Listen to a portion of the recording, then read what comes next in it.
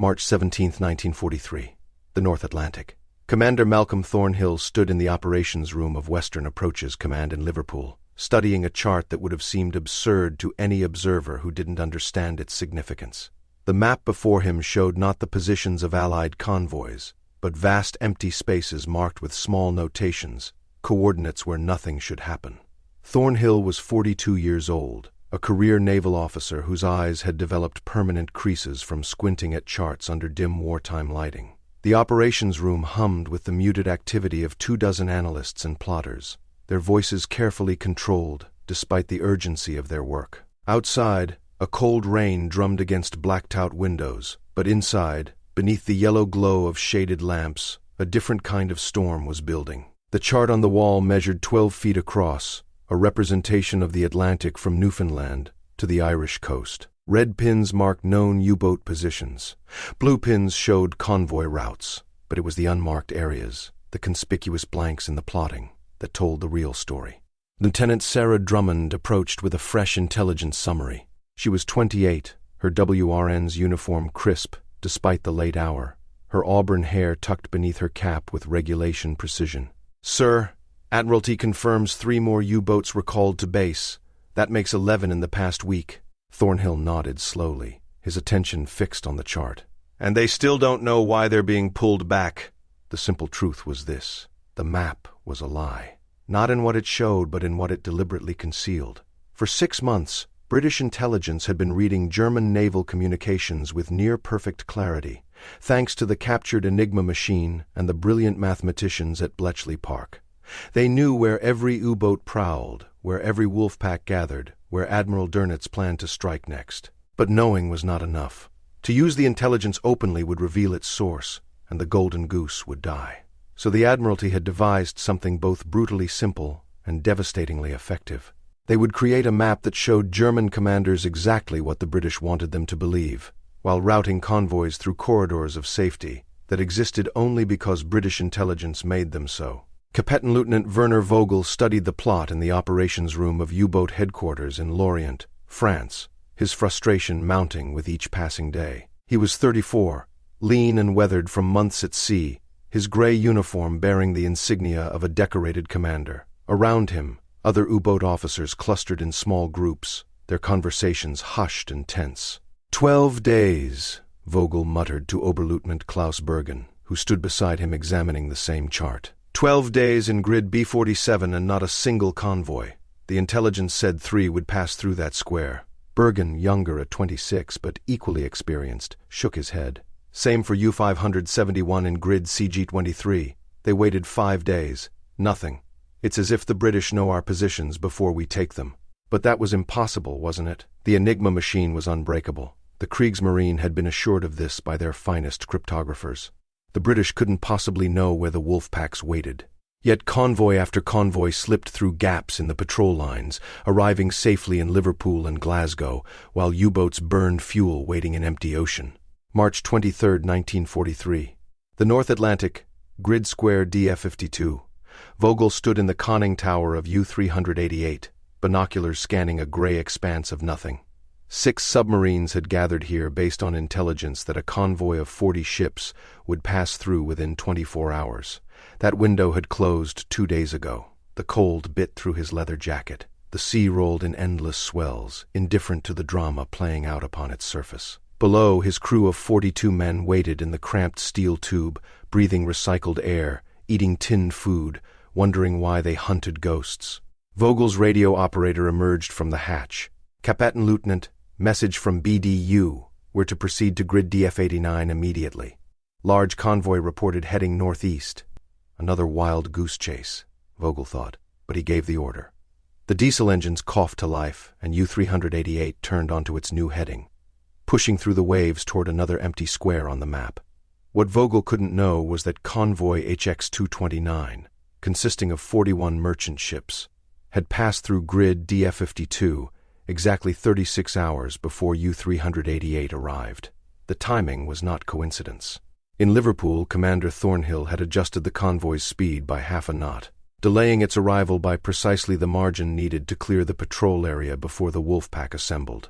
Lieutenant Drummond plotted the new positions as intelligence reports flowed in from Bletchley Park. The decrypt had come through at 0300 hours.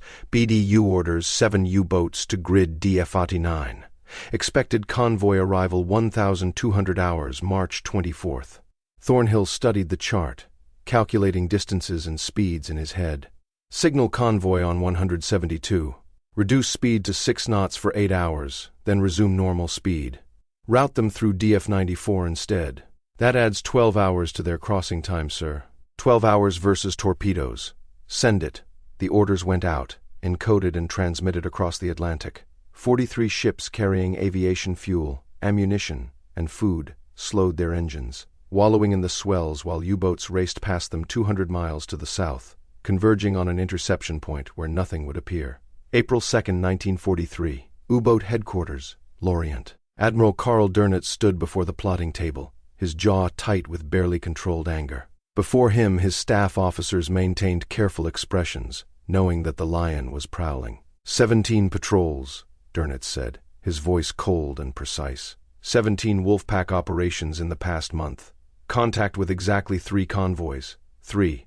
Our intelligence has been impeccable, yet the British slip past us like water through fingers. Kapitän Hans Müller, the operations officer, cleared his throat. Herr Admiral, perhaps the British have changed their routing procedures. If they're using random course changes, avoiding predictable lanes. Random? Dönitz cut him off. There is nothing random about missing 17 convoys. This is not luck. This is not chance. He paused, staring at the map. Someone is reading our mail. The room fell silent. The suggestion was almost heretical. The Enigma machine had been declared unbreakable by the finest minds in Germany. To suggest otherwise was to question the fundamental security of the entire U-boat campaign. But Dönitz was not a man to ignore evidence. He turned to Müller. Recall all boats from forward patrol areas. New orders to be hand-delivered by courier only. No radio traffic regarding operational positions until further notice. April 15, 1943. Western Approaches Command, Liverpool.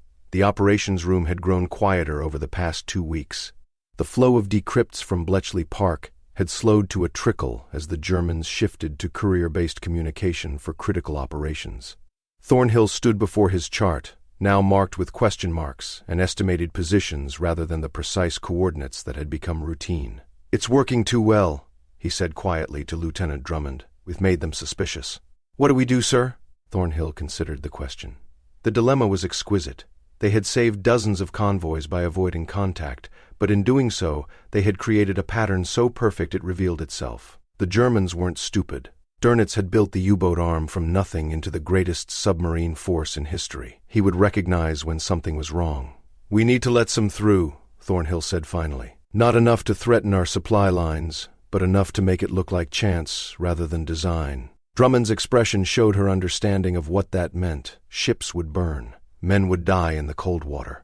But the alternative was worse. If the Germans changed their codes, the advantage would vanish, and the slaughter would resume on a scale that would dwarf anything they might sacrifice now. April 20th, 1943. The North Atlantic, Grid Square CGS-67. Convoy HX-234 steamed through moderate seas, 42 merchant ships in 8 columns, shepherded by 4 corvettes and 2 destroyers. In Liverpool, Thornhill had marked this convoy on his chart, with a notation that made his hand shake. Allow limited contact. The decrypt had been clear. 6 U-boats in CG-67, positioned for interception. Rather than route around them, Thornhill had sent the convoy directly through. But he had also vectored 2 additional destroyer groups to positions where they could respond quickly to any attack. U-388 made contact at 0430 hours. Vogel's watch officer spotted the convoy silhouette against the lighter eastern sky and called the captain to the conning tower. For the first time in 6 weeks, they had found prey. "Contact report to BDU," Vogel ordered, feeling the hunter's excitement return. "Begin attack approach." But as U-388 maneuvered for position, the convoy's escorts were already responding. The additional destroyers appeared with suspicious speed, their sonar pinging through the water. Vogel managed to fire 2 torpedoes before diving deep, and one found its mark, sending a 7,000-ton freighter to the bottom. But the counterattack was swift and overwhelming. Depth charges rained down, forcing U-388 into a harrowing 3-hour evasion that drained the batteries and terrified the crew. When Vogel finally surfaced and limped away from the battle, his radio crackled with reports from other boats in the wolfpack. U-571 had sunk 2 ships but been badly damaged by depth charges. U-229 had been forced under before achieving firing position. The convoy had lost 3 ships out of 42 and continued on its way, still largely intact. In Lorient, Durnett studied the after-action reports with grudging satisfaction. A victory, albeit a modest one. Perhaps his suspicions had been unfounded. Perhaps the British had simply improved their routing and escort procedures. He authorized resumption of radio-based operational orders. In Liverpool, Thornhill added 3 pins to his chart and allowed himself no expression at all. The price had been paid. The source was protected. The invisible map remained operational. May 1943. The Battle of the Atlantic reached its turning point, though few recognized it at the time. U-boat losses climbed steadily as improved radar, better tactics, and the protected intelligence allowed Allied forces to turn hunters into hunted. Of 41 U-boats sunk that month, 32 died because they had been positioned exactly where Allied intelligence knew they would be, attacked by forces that materialized with uncanny precision. Kapitänleutnant Vogel did not survive May. U-388 was caught on the surface southwest of Iceland by a radar-equipped Liberator bomber that appeared out of the clouds with no warning.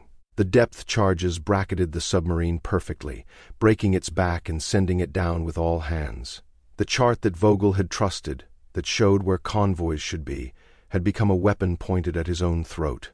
The map he followed was a phantom, created by an enemy who read every order, anticipated every move, and shaped the battlefield like a master playing chess against a child. Corvettin Kapitän Müller survived the war and spent years afterward trying to understand how everything had gone so wrong so quickly. He never learned about Bletchley Park, never knew about the Enigma decrypts, never understood that the simple map on the wall at BDU had been constructed from intelligence the British wrote themselves, feeding false sightings and manipulated reports through captured agents and turned sources. The British called it the double-cross system, and it extended far beyond false maps and phantom convoys. But in the specific case of the U-boat war, the map had been the key. Not a detailed technical marvel, not a sophisticated tactical system, but a simple chart with positions marked in grease pencil, showing submarines where to hunt in waters that would be empty of prey and full of predators. Commander Thornhill remained at Western Approach's command until the end of the war, watching his chart grow less critical as Allied dominance became absolute. In June 1943, Dönitz withdrew his U-boats from the North Atlantic entirely, unable to sustain losses that approached 50% of boats deployed. The Battle of the Atlantic was effectively over, though the fighting continued. The map that defeated the U-boat fleet was never sophisticated. It required no new technology, no revolutionary tactics. It was simply information, perfect and timely, used with brutal efficiency to create a battlefield where the enemy always arrived too late or in exactly the wrong place. Every convoy route was a corridor of safety carved through the ocean by knowledge of where death waited. In the end, 43,000 Allied seamen died in the Battle of the Atlantic, but the number would have been vastly higher without the simple map and the intelligence that made it possible. The German submarine service lost 30,000 men, most of them following orders that guided them into traps they never saw coming. The chart remained on the wall at Western Approach's command until 1946, when it was carefully rolled up and sent to the archives, its secrets protected by classification that would last decades. It showed nothing that would surprise a casual observer, just the Atlantic Ocean, some shipping lanes, some patrol areas, an unremarkable map of an unremarkable piece of ocean. But in the hands of those who knew what every mark meant, who understood that each clear corridor represented a convoy saved, and each ambush position represented U-boats sent into the void, it was the weapon that had won a war. Not with guns or bombs, but with knowledge, patience, and the terrible mathematics of sending men into battles they would unknowingly lose. The simple map defeated a submarine fleet because it made the ocean itself an enemy, vast and empty, and offering no prey. And in the deep water of the Atlantic, thousands of German submariners went down never knowing that the hunt they followed had been designed by the very prey they sought, leading them always away from targets and into the darkness that swallowed them whole. If you have enjoyed the story, tell YouTube to send you more stories like this by subscribing to this channel, liking the video, and leaving a comment.